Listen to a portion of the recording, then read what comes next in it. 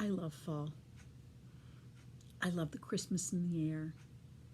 I love the sound that the leaves make, stirred up by the wind. And, of course, the opportunity to jump in a leaf pile cannot be missed. But Halloween has always been a special time for me. And when I was a kid growing up, it was never about how much candy I could get. It was about how much money I could gather for UNICEF. It was always about doing something that might make a difference for somebody else rather than about me. And I carried that whole idea forward. So flash forward to about 2008, a couple of years after I started serving this congregation as a religious educator. And I started up something called Trick or Treat for Food. It began as a service project in partnership with our Crossgate neighbors.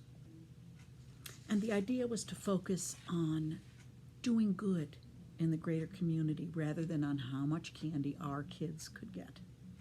Because Lord knows they were getting enough candy as it was.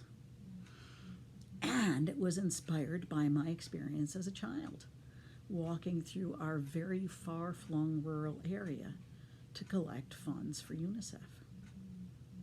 Well, like so many other things, we had to pause this project during the worst of the pandemic. But the time is right this year to bring this tradition back, and I have to tell you, our Crossgate neighbors are quite excited about it.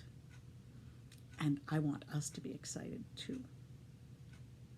What makes this service project so meaningful is the opportunity for congregational adults and our families to work side by side to do good in the world. And you see, young people need the example of many adults to help them form their values and identities. And it's particularly important for them to have contact with adults who are not in their immediate family. Because then they can say, oh, that's what an adult is supposed to look like. That's how we live our values in the world. So it really does take a village. And I want to invite you to be part of that village. And what makes this project so much fun is not only the opportunity to walk through the Crossgate neighborhood in costume, but it's also the opportunity to get to know one another as we go. So please join All Peoples for Trick or Treat for Food right after the service on Halloween.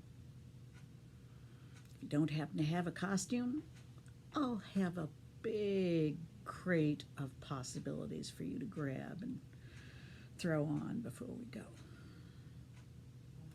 This year, our project will once again support Eastern Area Community Ministries, and their pantry is a little bit on the empty side.